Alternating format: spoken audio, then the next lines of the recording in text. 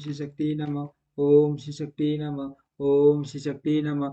पाशुपत व्रत की विधि और महिमा तथा भस्म धारण की महत्व। ऋषि बोले, भगवान, हम परम उत्तम पाशुपत व्रत को सुनना चाहते हैं, जिसका अनुष्ठान करके ब्रह्मा आदि सब देवता पाशुपत माने गए हैं। वायुदेव ने कहा, मैं तुम सब लोगों को गोपनीय पाशुपत व्रत का रहस्य बताता हूँ, जिसका अर्थ वर्षीश में वर्णन है तथा जो सब पापों का नाश करने वाला चित्रा से युक्त पौर्णमासी इसके लिए उत्तम काल है। शिव के द्वारा अनुगृहित स्थानीय इसके लिए उत्तम देव अथवा श्रेष्ठ बगीचे आदि तथा वन प्रांत भी शुभ एवं प्रशस्त देश है। पहले त्रयोदशी को बलिपाटी स्नान करके नित्य क्रम संपन्न कर ले, फिर अपने आचार्य की आज्ञा लेकर उनका पूजन और नमस्कार करके व्रत के अंग रूप से देवताओं की विशेष पूजा करे। उपासकों को स्वयं श्वेत वस्त्र, श्वेत यज्ञोपवीत, श्वेत पुष्प और श्वेत चंदन धारण करना चाहिए। वह कुश के आसन पर बैठकर हाथ में मुट्ठी पर कस ले पूर्व या उत्तर की ओर मुंह करके 3 प्राणायाम करने के पश्चात भगवान शिव और देवी पार्वती का ध्यान करे। फिर यह संकल्प करे कि मैं शिव शास्त्र में बताई हुई विधि के अनुसार यह पाशुपत व्रत करूंगा।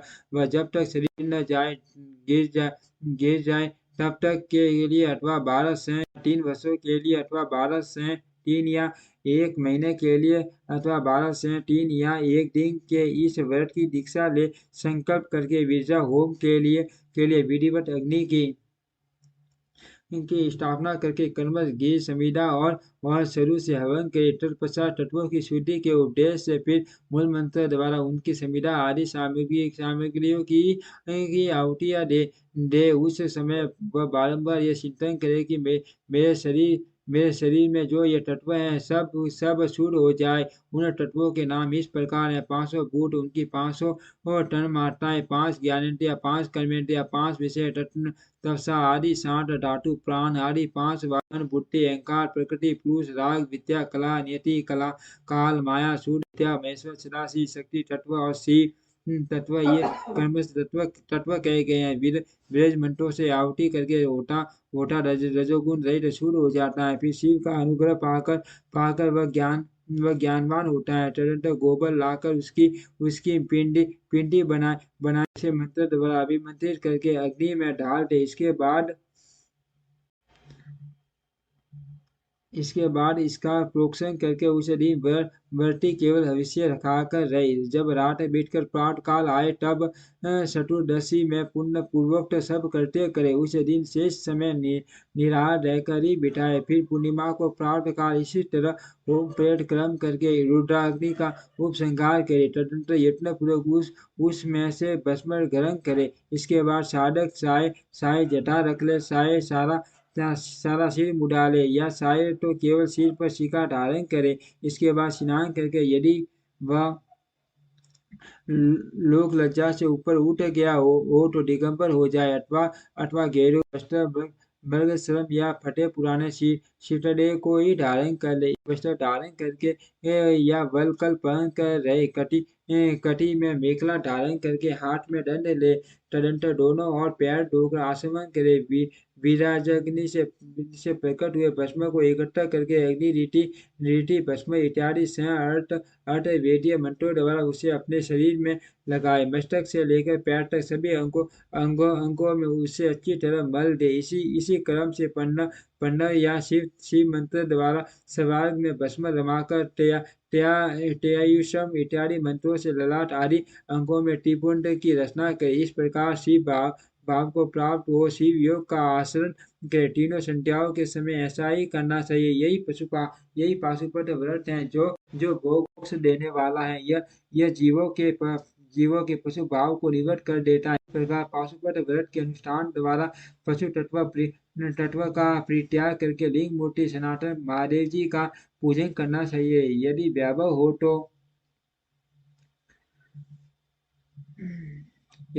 हो तो सोने का अष्टदल कमल बनवाए, जिससे 9 प्रकार के रत्न जड़े गए हैं उसमें कनिका और केसर भी हो। ऐसे कमलों को भगवान का आसन बनावे। धना भाव होने पर लाल या सफेद कमल के फूल का आसन अर्पित करे, वह भी न मिले तो केवल भाव नाम या कमल समर्पित करे। उस कमल की कनिका में पीठी का सहित छोटे से स्फटिक मणि में लिंग की स्थापना करके क्रमश विधि पूर्वक उसका पूजन करे। उस लिंग का शोधन करके शास्त्रीय विधि के अनुसार उसकी स्थापना कर लेनी चाहिए। फिर आसन दे पंच मुख्य प्रकार से मूर्ति की कल्पना करके पंचक वे आदि से पुण्य अपने वैभव के अनुसार संग ईट भरे हुए सुवर्ण निर्मित कलशों से उस मूर्ति को स्नान कराए। फिर सुगंधित द्रव्य कपूर संतन और कुमकुम आदि से वेदी सहित भूषण भूषित शिवलिंग का अनुलेपन करके बिल्व पट्टा, लाल कमल, श्वेत कमल, नील कमल, अन्य सुगंधित पुष्प, पवित्र एवं उत्तम पत्र तथा दूर्वा और अक्षत आदि विशिष्ट उपचार चलाकर यथा प्राप्त सामग्रियों द्वारा माँ पूजन की विधि से उसमें मूर्ति की अभिरचना करे। फिर धूप दीप और नैवेद्य निवेदन करे। इस तरह भगवान शिव को उत्तम व्रत निवेदन करके अपना कल्याण करे। उस व्रत में विशेष वे सभी वस्तुएं देनी चाहिए जो अपने को अधिक प्रिय हो, श्रेष्ठ हो और न्यायपूर्वक उपार्जित हुई हो। बिल्व पत्र, उत्पल और कमलों की संख्या 1000 होनी चाहिए। अन्य पत्रों और फूलों में से प्रत्येक की संख्या 108 होनी चाहिए। इन सामग्रियों में मैं भी बिल पत्रों को विशेष यत्न पूर्वक जुटाए, उसे भूलकर भी न छोड़े। सोने का बना हुआ एक ही कमल एक शस्त्र कमलों से श्रेष्ठ बताया गया है। नील कमल आदि के विषयों में भी यही बात है। ये सब बिल पत्रों के समान ही है, महत्व रखते हैं। अन्य पुष्पों के लिए कोई नियम नहीं है, वे जितने मिले उतने ही चढ़ाने चाहिए। अष्टांग उत्कृष्ट माना जाता है। धूप और आलेप संतन के विषय में विशेष बात यह है वामदेव नामक मुख में संतन, तटपुरुष नामक मुख में हरिताल और ईशान नामक मुख में भस्म लगाना चाहिए। कोई भी भस्म की जगह आलेपन का विधान करते हैं। दूसरे प्रकार के धूप का विधान होने से कुछ लोग प्रसिद्ध धूप का निषेध करते हैं। अघोर नामक मुख के लिए श्वेत अगरू का धूप देना चाहिए। तट पुरुष नामक मुख के लिए कृष्ण अगरू के धूप का विधान है। वामदेव के लिए सद्योजात मुख के लिए सौगंधिक तथा ईशान के लिए भी उसी आदि धूप को विशेष रूप से देना चाहिए। शकरा, मधु, कपूर, कपिला, गाय का घी, संदन का सूरा तथा अगरू नामक काष्ठ आदि का सून, इन सबको मिलाकर जो धूप तैयार किया जाता है उसे सबके लिए सामान्य रूप से उपयोग के योग्य गया है। कपूर की बत्ती और घी के दीपक जलाकर दीपमाला देनी चाहिए। तत्पश्चात प्रत्येक मुख के लिए पृथक अर्घ्य और आचमन देने का विधान है। प्रथम आवरण में गणेश और कार्तिकेय की पूजा करनी चाहिए। उनके साथ ही ब्रह्मा अंगों की भी पूजा आवश्यक है। प्रथमा वरण की पूजा हो जाने पर द्वितीय वरण में चक्रवर्ती विघ्नेश्वर का पूजन करना चाहिए। तृतीय वरण में भव आदि अष्ट मूर्तियों की पूजा का विधान है। वही महादेव आदि एकादश मूर्तियों का भी पूजन आवश्यक है। चौथे आवरण में सभी गणेश्वर पूजनीय हैं। पंचमा वरण में कमल के ब्रह्म भाग में क्रमश 10 दिक्पालों उनके अष्टों और अनुसरों की क्रमश पूजा करनी चाहिए। वहीं ब्रह्मा के मानस पुत्रों की समस्त ज्योतिर्गणों की तथा देवी देवताओं की सभी आकाशचारियों की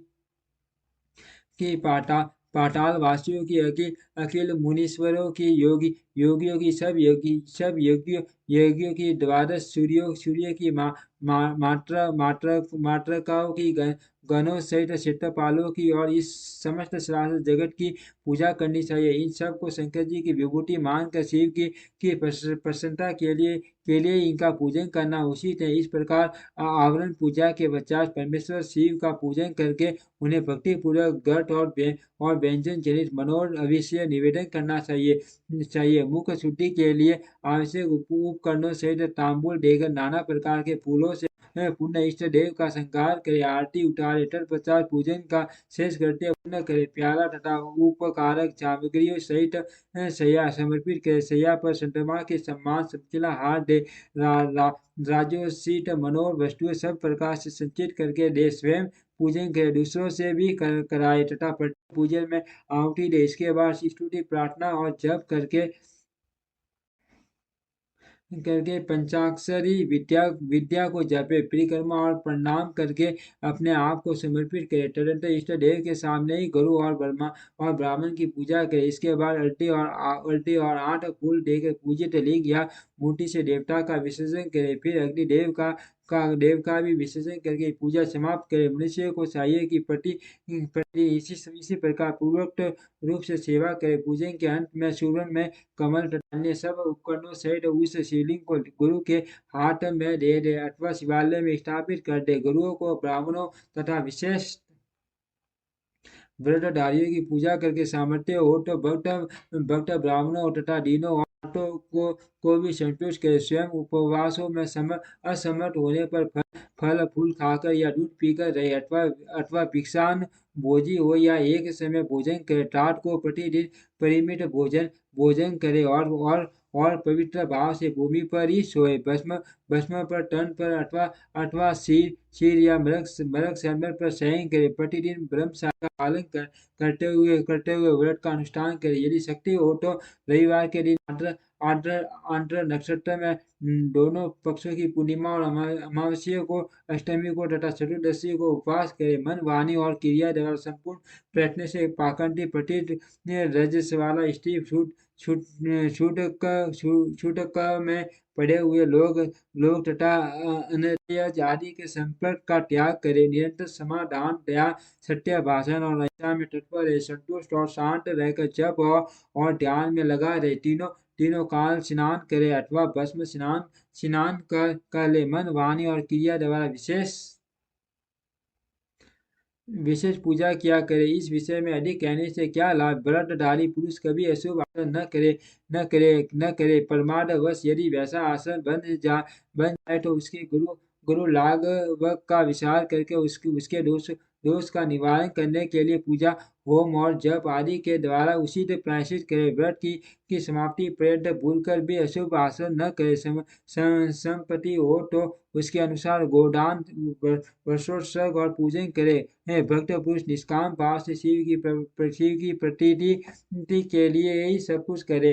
ये संक्षेप से इस व्रत की सामान्य विधि कही गई है।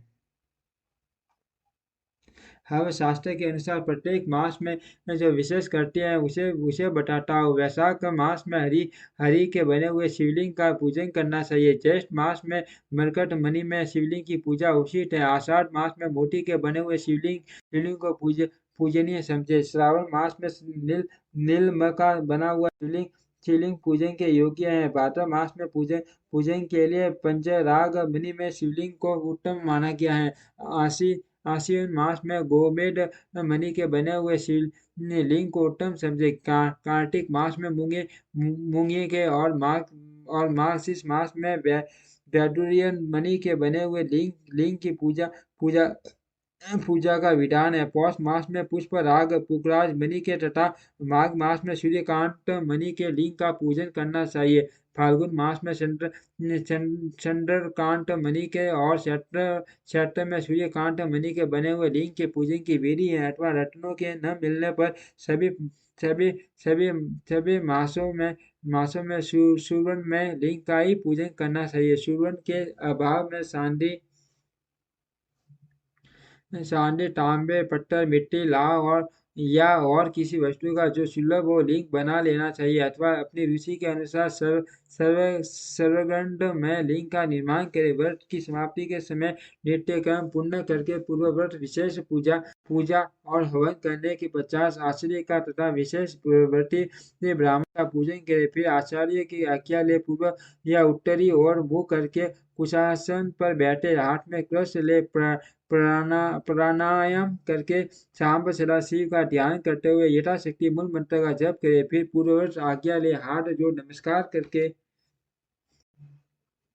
कहे भगवान अब मैं आपकी आज्ञा से इस व्रत का उत्सर्ग करता हूँ। ऐसा ऐसा कर शिवलिंग के मूल भाग में उत्तर दिशा की ओर कुचों का त्याग करे। तदंतर दंड शीर जटा और मेखलों को भी त्याग दे। इसके बाद फिर विधि पूर्वक आचमन करके पंचाक्षर मंत्र का जप करे, जो आत्यंतिक दीक्षा ग्रहण करके अपने शरीर का अंत होने तक शांत भाव से इस व्रत का अनुष्ठान करता है। वो नैष्ठिक व्रती कहा गया है। उसे उसे सब आश्रमों से ऊपर उठा हुआ माँ पाशुपत जानना चाहिए। वही तपस्वी पुरुषों में श्रेष्ठ है, और वही मान व्रतधारी है जो 12 दिनों तक प्रतिदिन विधि पूर्वक इस व्रत का अनुष्ठान करता है।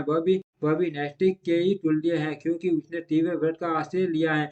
जो अपने शरीर में घी लगाकर व्रत के सभी नियमों के पालन में तत्पर हो, वो 2-3 दिन या एक दिन भी इस व्रत का अनुष्ठान करता है, वह भी कोई नैष्ठिक ही है, जो निष्काम होकर अपना परम कर्तव्य मानकर अपने आप को शिव के चरणों में समर्पित करके इस उत्तम व्रत का सदा अनुष्ठान करता है। उसके समान कहीं कहीं कोई नहीं है। विद्वान ब्राह्मण भस्म लगाकर माँ पातक जनित अत्यंत दारुण पापों से भी तत्काल छूट जाता है, इसमें संशय नहीं है। रुद्र अग्नि का जो सबसे उत्तम वीर्य बल है, वही भस्म कहा गया है। अतः जो सभी समयों में भस्म लगाए रहता है, वह वीर्यवान माना गया है। भस्म में निष्ठा रखने वाले पुरुष के सारे दोष उस भस्म अग्नि के सहयोग से दग्ध होकर नष्ट हो जाते हैं। जिसका शरीर भस्म स्नान से विशुद्ध है, वह भस्मनिष्ठ कहा गया है। जिसके सारे अंगों में भस्म लगा हुआ है, जो भस्म से प्रकाशमान है, जिसने भस्म में त्रिपुंड लगा रखा है तथा जो भस्म से स्नान करता है, वह भस्मनिष्ठ माना गया है। भूत प्रेत पिशाच तथा अत्यंत रोग भी भस्मनिष्ठ के निकट से दूर भागते हैं, इसमें संशय नहीं है। वह शरीर को भाषित करता है, इसीलिए भस्मित कहा गया है, तथा पापों का भक्षण करने के कारण उसका नाम भस्म है। बूटी ऐश्वर्य कारक होने से उसे बूटी या विभूति भी कहते हैं। विभूति रक्षा करने वाली है, अतः उसका एक नाम रक्षा भी है। भस्म के महात्म्य को लेकर यहाँ और क्या कहा जाए। भस्म से स्नान करने वाला व्रती पुरुष साक्षात महेश्वर देव कहा गया है। यह परमेश्वर रुद्राग्नि संबंधी भस्म शिव भक्तों के लिए बड़ा भारी अस्त्र है, क्योंकि उसने धौम्य मुनि के बड़े भाई उपमन्यु के तप में आई हुई आपत्तियों का निवारण किया। इसीलिए सर्वदा प्रयत्न करके पाशुपत व्रत का अनुष्ठान करने के पश्चात हवन संबंधी भस्म का ढंग के समान संग्रह करके सदा भस्म स्नान में तत्पर रहना चाहिए। ओम श्री शक्ति नमः। ओम श्री शक्ति नमः। ओम श्री शक्ति नमः।